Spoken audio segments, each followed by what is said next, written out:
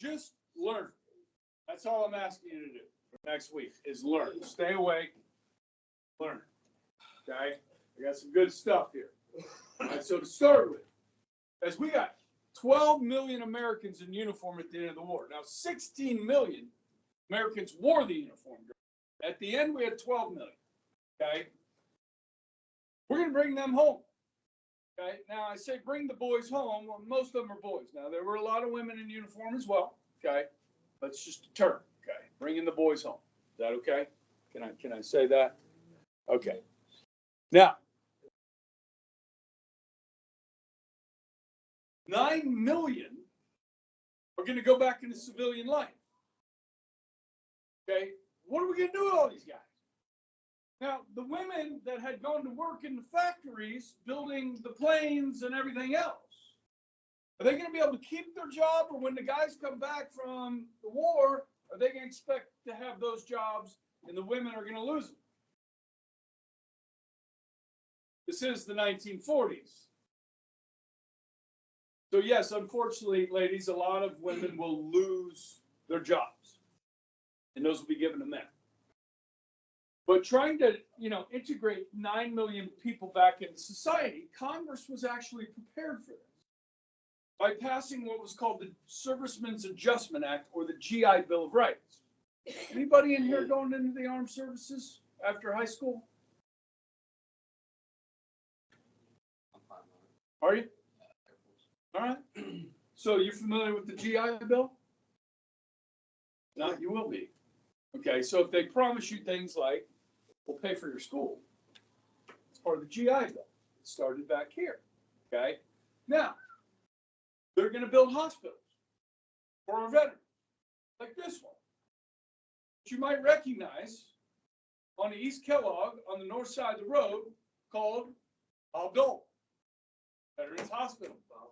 Bob Dole. Okay? This is it right here. Okay? Now, they're going to give veterans preferences in government jobs. So if they're building that hospital and you need construction workers, if veterans apply for that job, they're going to get the job. If you're filling that hospital with doctors and nurses and you have veterans applying for those jobs, they're going to get the jobs. Anybody here got a problem with that? Like trying to help our veterans out by giving them jobs after the war?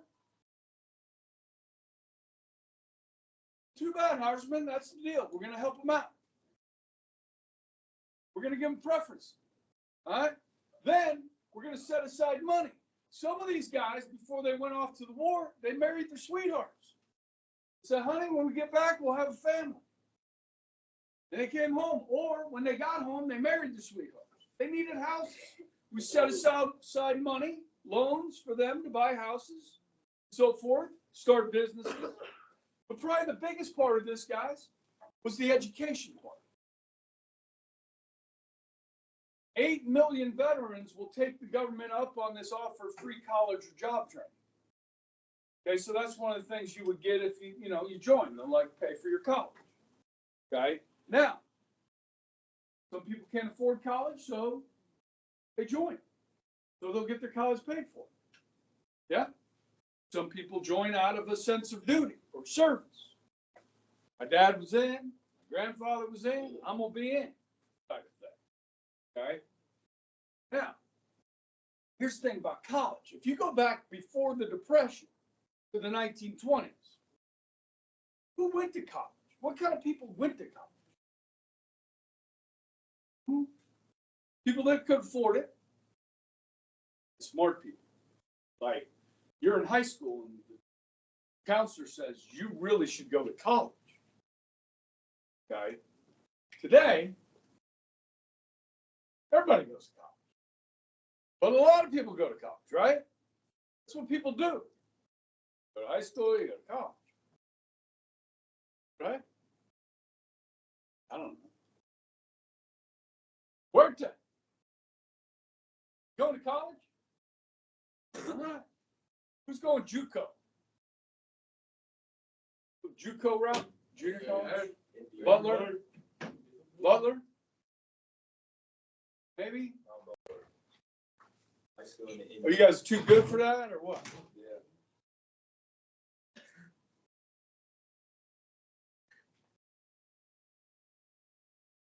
I'm a JUCO guy. Marsh, where you going? Air? You going to college? Yeah. Where? Air, Where? Air Fisher or like Craig? Oh, okay, so not college. Yeah, yeah. Trade school. Yeah. Going to college? What are you gonna do? You're in trade academy? Or you were? All right, nice. Berto wants to be a surgeon. Yes. You gotta go to college for that. Just a little bit of college. Not too much.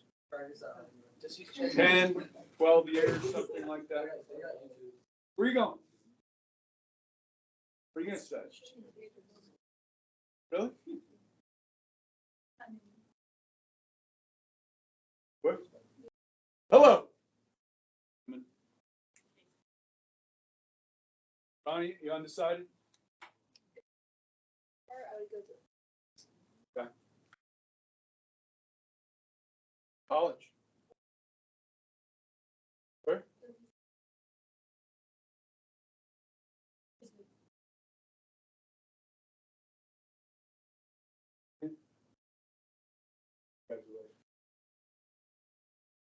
You don't know what you're doing?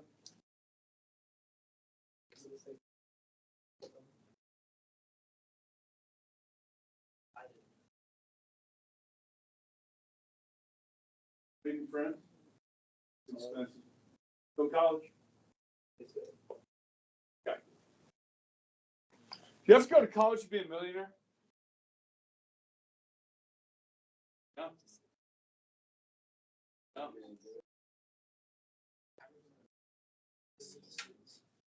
Yeah, a lot of millionaires are C students, even in college.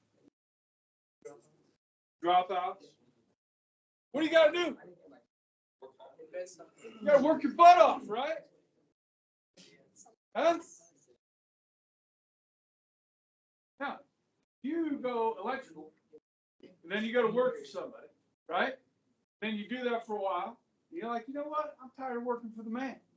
I'm gonna start my own gig. I'm gonna hire other people to work for me. They say, you know, you got 35, 50 guys working underneath you, and you're getting a cut, and you're a millionaire without a college degree. Yeah. Now, here's the thing. These 8 million GIs for 1940s, how many of them aren't qualified to go to college? But they're paying for it anyways. So they're going to go.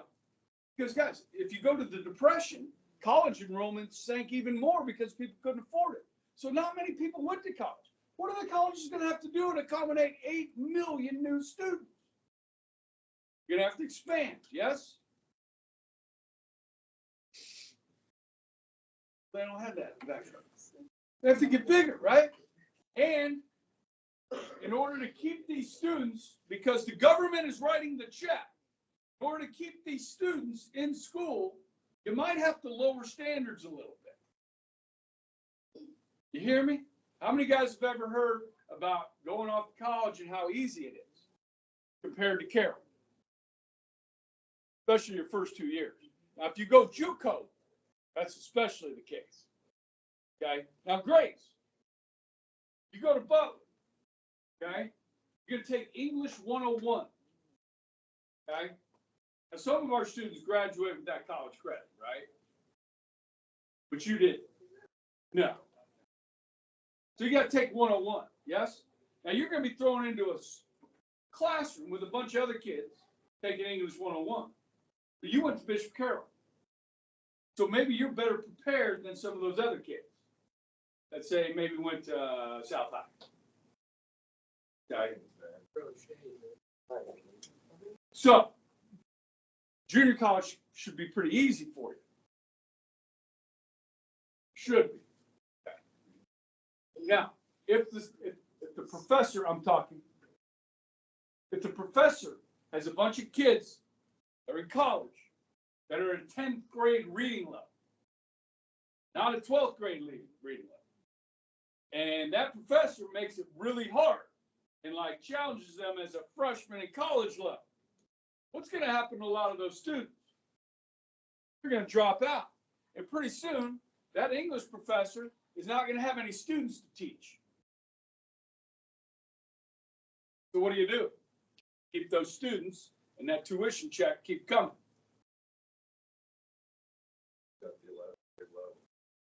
You lower standards. Okay? Once upon a time, you used to have to take a test to get into the school. Take a test for placement, but everybody gets in. Back in the day, not everybody got in. Following?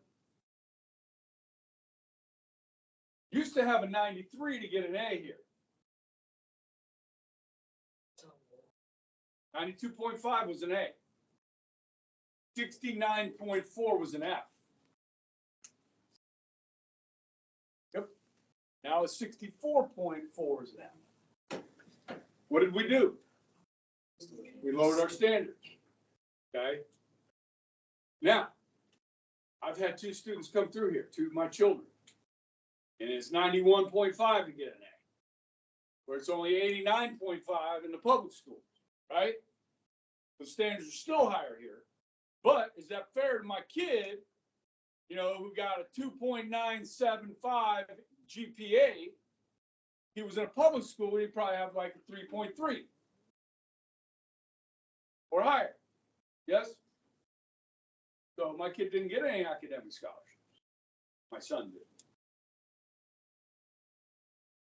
You know what I mean? So it's damned if you do, damned if you don't type thing. You lower standards. Okay, it's not good. But if you raise them too high, you're kind of hurting kids. When it comes to scholarships and GPAs and stuff like that. Yes? But really, what's most important is that you know how to learn. Yes? Okay. All right, so Truman was worried about shrinking the Army from 12 million to 3 million. Now, 3 million is still a really big Army. We have 1 million active duty right now. The United States does. Now, we have reserves, more than that, okay? But 3 million is still a lot, okay? But we were still the only country with this. So, for now, Russians will have it soon. Why? Because they spy. Right? So, what are we going to do with this new technology, this atomic technology? I don't know who it was, but somebody on the test, on that question, that opinion question I asked, somebody said we made some made some big advances in civilian life because of learning this technology to build the bomb. Okay? And that's true. But they still were against using it, which is okay. Now, there was one person in all the tests I've graded so far that got 1 out of 2 on that opinion question. What was the word we used yesterday?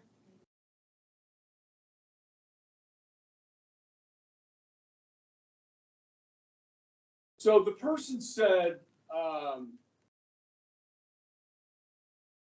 think we should have used it, but I don't agree with it. Now, what is that? That's a cop-out. That's giving both sides, isn't it? Well, I was grading across the hall yesterday, and St. Grain came up with a word. I forgot what it was. But Contradictory. disingenuous? No. You're contradicting yourself. Yes, you were. That was me, huh? Yes. Yeah. You gave me -1. I said I wasn't supporting it. You said we should have used it. Yeah, but I said I didn't. But then you support said we shouldn't have used it. Self-contradictory. Bro, pull it up. Let me see it. I said we should have used it, but I don't support it. What does that mean? I don't have to support something. Like, I still think it's right. This screen time, bro. No way I got Are you -1. broing me?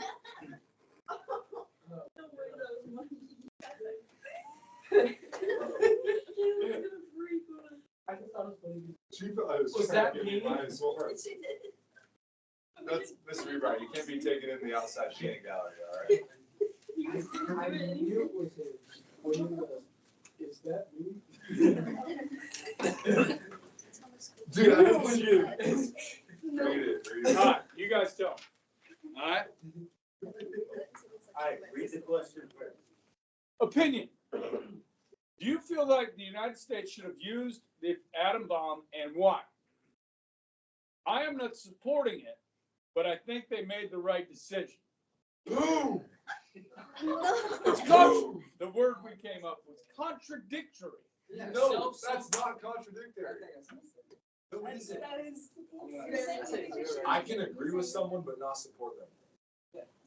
Boom. No, no, Yes. boom, yes, Yeah, but contradictory, yes. I am not supporting it, but I think they made the right decision. You support the decision or not? I can think they make the right decision without supporting it. Yes, I can, bro. It's an opinion base. Mr. Rebright. All right, I support Mike. all right, you do. We'll see what everybody else does. Okay, -1. Thumbs up. -1. Oh, you sissies. All right, Dude, that's a point. full credit. You saying I get full credit? Yeah. Oh, wait. Don't like like this. no comment. I don't know. Thumbs I up. don't Give know. him a bonus. I get -1. Mr. Rebright, that looks like I get my pointer vote. Or re-added. The peanut gallery was trying to bring me down out of there. So you're supporting me or not? All right, thank you. Disagree. No, she supports you, but disagrees with giving you a point. She supports you, but disagrees with giving you another point. I don't support You him. can do That's- Those are the answers that he's given. You freaking can't. You can, Not you invested. can agree with someone without supporting them. You can't just keep repeating that. We've heard you say it I over and just over. did though. I literally just repeated it. But it doesn't matter. You can agree with someone without supporting them. I don't know. repeated it again. This is what 2023 is right here. That's 2023. And a wrapped up right there. Ask this guy right here. Hey, red shirt. All right, no, stop. We're done. All right. So here's one of the things. You don't want like uranium to fall in the wrong hands. Plutonium fall in the wrong hands. So the government puts a monopoly on it. Okay. But there are some other uses that we came up with for this technology, like what? Like what? Nuclear power plants, energy plants. With me? Now, how many guys have heard of Wolf Creek? Heard of that? Wolf Creek nuclear power plant. It's about 40 miles north of here in a place called Burlington. Thing was built about 60 years ago. It's still running. Okay? Now, guys, we live in a world, or in a country, I should say, and a world, where a lot of people keep talking about this thing called global warming or climate change. Yes? And the current administration really wants to reduce the amount of use of what kind of energy? Derived from what? Fossil fuel. So that would be oil, natural gas, and coal. Yes? So is it a global issue or is it just an American issue? It's a global issue. So as we are closing down coal plants in the United States, for every one we close down, China is building 3. Now, coal is cheap. It's efficient. It makes a lot of electricity. Okay? So if you close coal plants in the United States and energy prices go up, who does that harm? Does it harm the rich? Does it harm the poor? It hurts the poor. Okay? So the same party that supports closing these plants say they care about the poor. Now, Fossil fuels are efficient and they're cheap, and we have an abundance of them. Now, if we replace fossil fuels with green energy or renewable sources like solar and wind, that does not come without a cost. In order to manufacture solar panels, you have to mine for heavy materials, heavy metals, like cobalt, lithium, to make batteries. This in and of itself pollutes the planet, the mining. And then when those solar panels run out after 25 years and they're no longer functioning, you're going to put those in a landfill with the windmills that last about the same length of time, with heavy metals into the landfills. So we'll take those heavy metals out of the earth, we'll use them, and then put them back in the earth. Natural gas cleans much cleaner than coal or oil. Okay? And we have an abundance of that as well. But this right here, guys, nuclear power plants,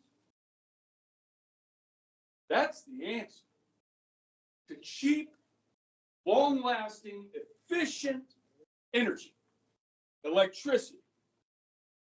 But nobody wants one of these things in their backyard because they're afraid. Now, in the 60, 70 years of nuclear power plants that we've had them, thousands of them across the globe, you all know of the one major incident. There have been 3 on the planet, major incidents. I mean, everybody knows about the one in Russia, right? Chernobyl. Okay. Now, what happened at Chernobyl, guys, is the nuclear core overheated and then it exploded and burned for days, weeks. One of the major problems with Chernobyl is that Russia didn't want anybody to know about it, that they had failed. So they didn't tell anybody. Like, yo, there's a problem over at the nuclear power plant. Everybody within 100 miles needs to evacuate now. And do that. So tens of thousands of people were affected. It was a catastrophe. The other major incident took place in Japan, of all places, Fukushima, where a tsunami hit the nuclear power plant. Well, here's an idea. Let's not build nuclear power plants on coastlines that could be hit by a tsunami, or on fault lines where there might be an earthquake, as we have some in California, which they're going to close. Okay? Germany shut down all of their nuclear power plants to go green before they were ready, and then Russia invaded Ukraine, and who's buying Russia's oil? Because Germany doesn't have enough energy. So who's funding the war in Ukraine? Everybody that's buying oil from Russia is funding that war. As we shut down all our oil stuff, our energy stuff, to go green, Russia, Iran can profit from it because there's still a need for it. So if you're going to do away with coal on the planet, you're going to harm poor people because that's the cheapest electricity you can get. And you're going to hurt people in third world countries like China, like India, in Africa. Okay. But, you know, we're doing our job in the United States. Somewhat. Okay. Guys, you need to think about this. The The governor of Michigan yesterday announced that every state vehicle, government vehicle, will be electric. Gave a date. Now, do you guys know somebody with an electric vehicle? Fully electric? Yeah. You got to charge that puppy, right? Where do you get the electricity to charge it? From coal and natural gas. Okay? With me? Now, what some want to do is, you know, the semi trucks that we use, the big semis that use diesel, okay? They want to make those all electric. Now, how big is a battery in a Tesla? They're big. Yes? Imagine the size of a battery to power a semi truck that's pulling 5 tons. You can't do it. The amount of electricity to charge those vehicles is insane. Like, you're talking about the same amount of electricity to freaking light a small city to charge a freaking semi truck. It's crazy. And then when that battery runs out in 25 years, you've got these huge batteries. And think about how many we would have to put in landfill with these heavy metals in them, which are toxic. Are we thinking this through? Can we think this through, maybe? This is a really bad idea. You guys know you have to drive an electric car 60,000 miles to break even on the carbon footprint of a gas-powered automobile. Okay, 60,000 miles, and then now every mile you drive in that electric vehicle over 60,000 miles, you're saving the planet. Until you put that battery in the landfill and build a new one. Think it through, guys. It's crazy. Now, why am I telling you this? Because nobody else will. You're not going to hear it on TikTok. You're not going to hear it on ABC News or CNN. Okay? You guys need to wake up. This is your generation. This is where we're headed as a country. Okay? You need to pay attention. You need to research this stuff. Okay? Now, moving on. All right, so guys, after the war, we were worried about a slowdown, like an economic slowdown. There wasn't. Guys, we went from the war, and it took off. The economy took off. There was no lack of jobs. Now, we did have some problems. Here's one of them. Prices are going to go way up. Because remember, we were in a depression, and then we were in the war, and the government controlled prices during the war. We had rationing and all this kind of stuff. Okay? Now, we're good. We're good. Now, is the government going to still control prices and rations? No. We don't live in that country. Who decides the price of this TV? Yeah, the consumer. The market does. Now, guys, when my dad died about 20 years ago, I got $33,000 from his life insurance policy. He had a $100,000 policy. I have 2 sisters. Split 3 ways, $33,000. You know what I did? I bought a used truck and not a flat screen, because they didn't have flat screens 20 years ago. But it was kind of flat. It wasn't one of those big box ones. I got a 55-inch Panasonic. It was about that wide. Okay? $3,600. 55-inch. It was good TV. Lasted me a long time. Loved it. Played video games on it. Watched movies. We did it all. It's great. Now, how much 55-inch costs now? Go to Sam's, Costco, Walmart. You want for like $300, $350, Black Friday, right? The government doesn't decide how much the TV costs. The market does. Okay? Truman was worried about prices going up, so he wanted price control. Well, guys, in 1946, the Republicans are going to win both houses of Congress. And you know what they're going to tell Truman? No, you're not going to control prices. The market is going to control prices. Okay? Now, inflation was due, guys. Prices are going to go way up. 25% on food, clothing, and fuel in 2 years. There had to be a correction. You know what else went up? Wages went up. Okay? Send Alberto to the office. Yes, ma'am. Thank you. Alberto, go to the office. Isn't it funny when you say something the obvious? Okay.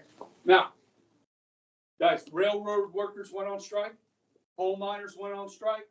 They wanted more money. They wanted better benefits. Truman told them, you don't go back to work, you're going to get fired. You're going to lose your job. You're going to lose your benefits. And we're going to force you to join the army. What is Truman, some kind of dictator? Can he do that? No, he can't do that. But he scared him back to work. They wanted to pass a national emergency bill. Huerta. Eric, today we have a national emergency bill. If there's a strike that's going to affect the U.S. economy in a really negative way, the president can force the workers back to work or fire them. In the 80s, when Reagan was president, the air traffic controllers, Eric, went on strike. What do? Air traffic controllers. You ever been on a plane? You want to crash into another plane? They prevent that. Now, more important, yeah, in the air, it's kind of important. But what's really important is at the airport. So if you're in Atlanta, at Hartsfield, the busiest airport in America, you got dozens of runways. You got planes landing, taking off all the time, planes taxiing across the runways. You got to have people there to stop them from running into each other. Stressful job. You got to have a college degree to be an air traffic controller? No. You just need to know how to read radar. Can you train somebody to do that? Yeah. With these 11,000 that went on strike, they said, we want better pay, we want better benefits, we want better working conditions. And Ronald Reagan said, listen, if you don't go back to work in 48 hours, I'm going to fire you. They called us bluff. They didn't go back to work. What did Reagan do? He fired 11,000 air traffic controllers. Oh my gosh, how are we going to fly? Well, who knows how to read radar? People in the Air Force. So you bring in the military to run the radar and train new people how to do it, and then those 11,000 people never got their jobs back. What's the moral of the story? Don't mess with Ronald Reagan. The irony of the story is this. When he died, they named Washington, D.C. International Airport Ronald Reagan International Airport after he fired 11,000 airport employees. That's the irony of this. So this 80th Congress we're going to talk about, okay? Republicans are back in control for the first time in a long time. Remember the New Deal? We kind of talked about that a little bit. The New Deal, Roosevelt during the Depression. Yeah, remember that? Think the Republicans like that? No, they didn't like it. So what are they going to try and do? Reverse it. They're going to try and cut government spending. So right now, give me a number. What's our national debt? 33 trillion. What do Republicans want to do? Cut government spending. When Republicans get in power, do they cut government spending? No. They just spend a little bit less than the Democrats. It's called the Uniparty. Yes? Yeah. Put me in charge. Make me a dictator. I'll cut government spending. It's just hard to do it. Because you got two parties, and one party doesn't want to cut, and one does. And not everybody in the one party that does want to cut really wants to cut. Because they don't want to cause anybody any pain, because then they might not get reelected. Right? Again, your generation is going to have to pay for the cost of this $33 trillion. And your kids are going to have to pay for this. So, again, pay attention. All right? So, the leader of the Republicans here, they had power for 2 years. Okay? Is Robert Taft. Okay? Son of President Taft.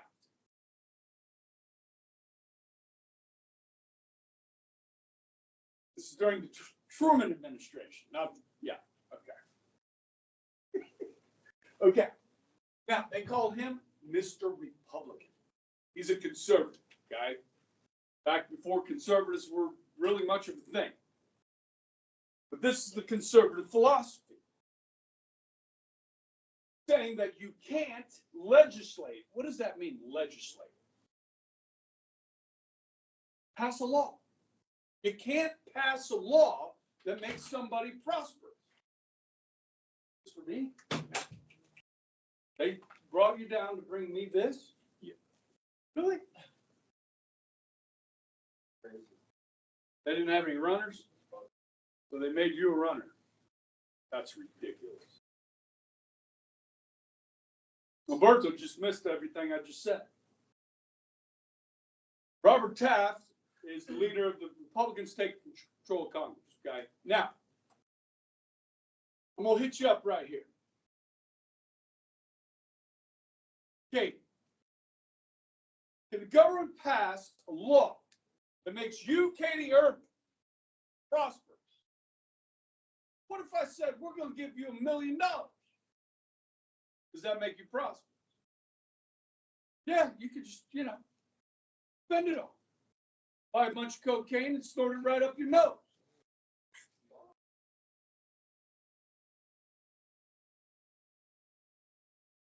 Which is what some people do when they get a trust fund, yeah? Oh, I got all this money, we're going to have fun. Going to buy cars and cocaine.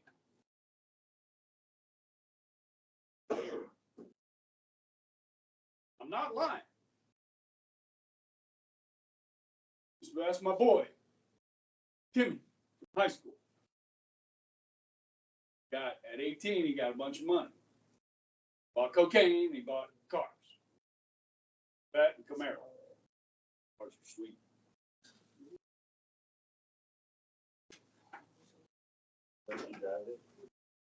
No. Where is he now? He's gone. He's passed away. He died early. Yeah. About 10 years ago. Maybe longer. Okay. I wasn't real close with Timmy, but he was an acquaintance. So, how do you become prosperous? Is it by the government giving you something? No. Now, there are 6 people in this room that have A's that are prospering in this class. Now, some of you might have a B and you're thinking, I'm doing good, I'm prospering. And that's okay. And some of you might, I got a C, I'm holding on to that C, and I feel like I'm prospering. No, that's okay. I'm serious. Okay? Because my parents were happy with C's. When I got a C, they were okay. No complaints. I didn't either. Okay? So, somebody else can't do it for you. Now, can the government pass a law that makes all of us equal?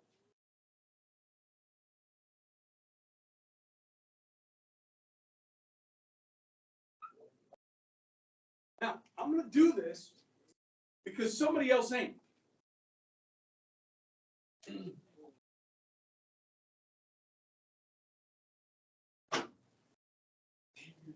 Rodriguez, are you a U.S. citizen?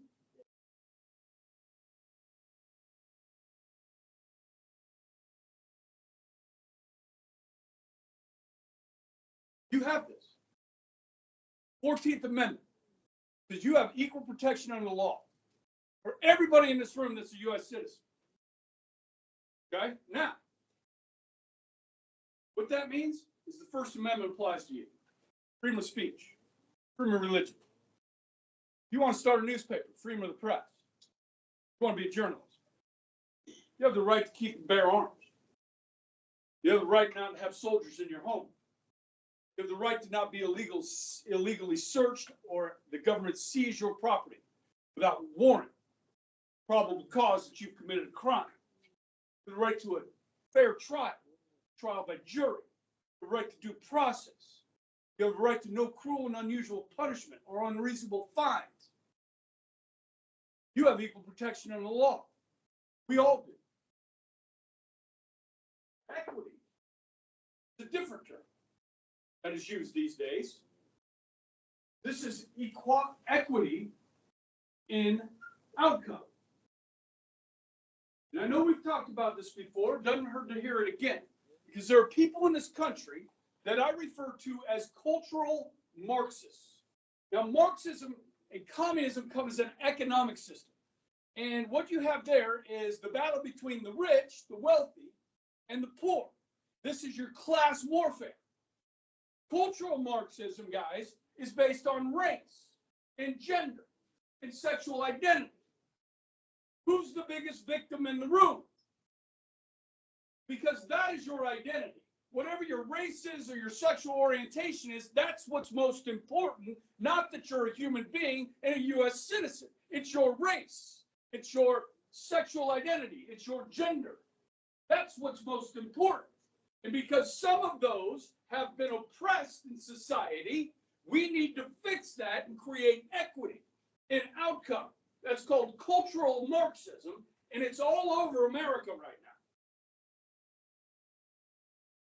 now. Martin Luther King Jr. would be rolling over in his grave. He fought for decades to get rid of segregation. He asked that his children be judged on their character, not on the color of their skin. And then you go to college next year, especially at KU, I know you're sleeping right now, but listen, this is what you're going to hear in college. It's everywhere. You're not going to hear it at the electrician school.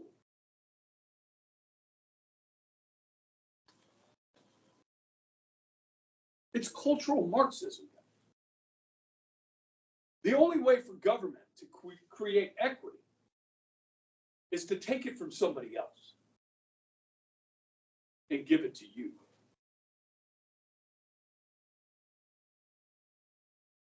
What about opportunity? Now, we try to do this. Every child that shows up at a classroom door in this country, whether you're here legally or illegally, we're going to try and educate you. And that education is going to cost you what? Zero. Right? Now, we know in this room, God gave everybody different talents.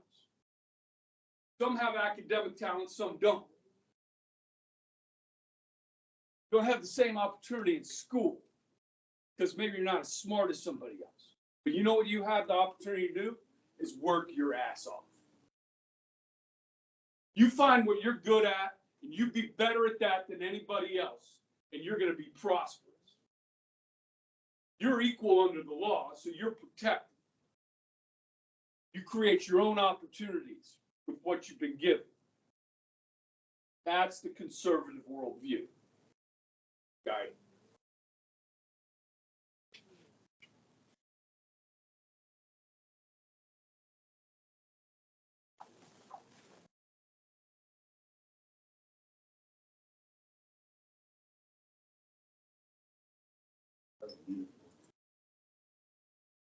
Okay, Republicans are in charge. Democrats have been in charge. Democrats have really helped the unions become powerful. Now the Republicans turn to bring them back down to earth a little bit, the unions, okay? So Taft-Hartley Act, which is still law today, 1947, is going to try and curb corruption and communism in the unions, okay? Now, they're going to outlaw what's called a closed shop. So, as an electrician, if you follow that route, okay, you have trade unions.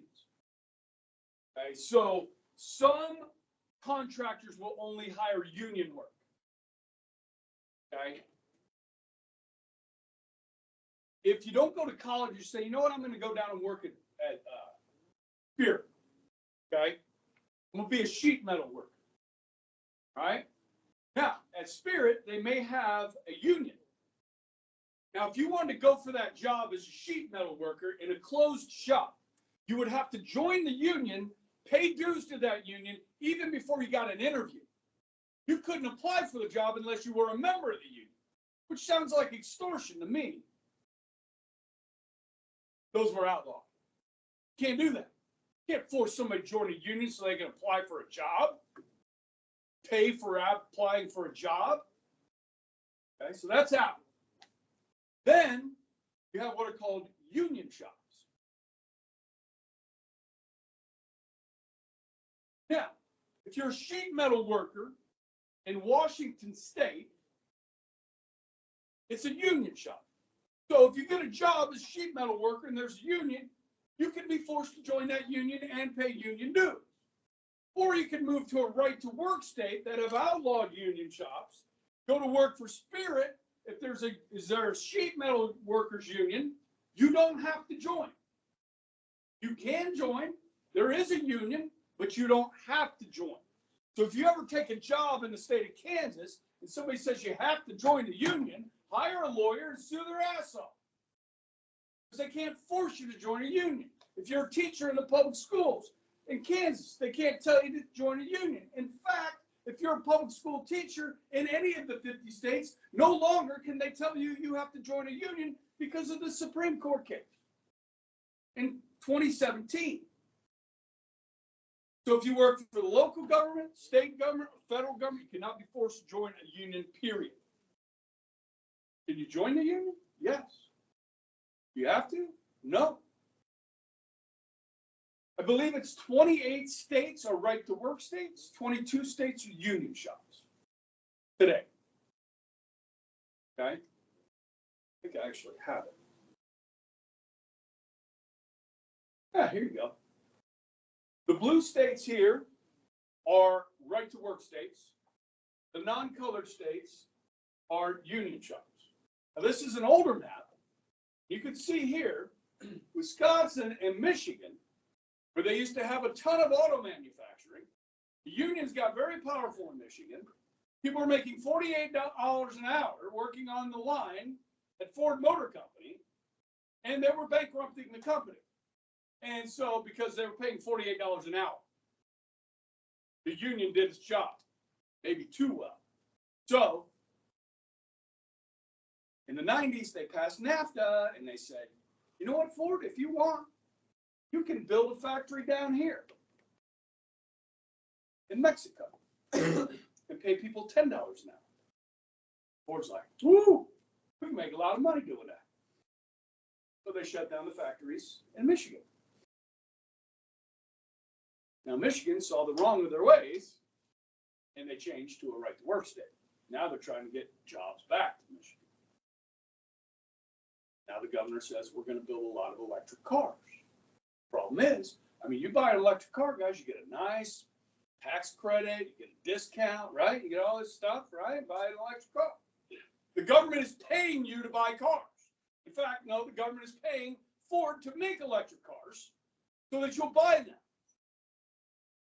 Problem is, people aren't buying them. Because who determines what the market wants? People do, not the government. You try that, it's not going to work.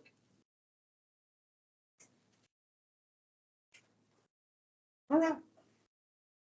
Union leaders were not allowed to be communists. Something tells me that might not be constitutional. That is unconstitutional. You can be a communist and be in a union. That's, come on. Can't do that. 14th Amendment, right? Right? 14th Amendment gives everybody protection, even communists.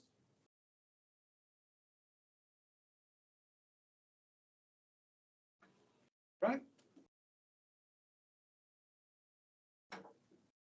Rock and roll. I had fun. Awesome.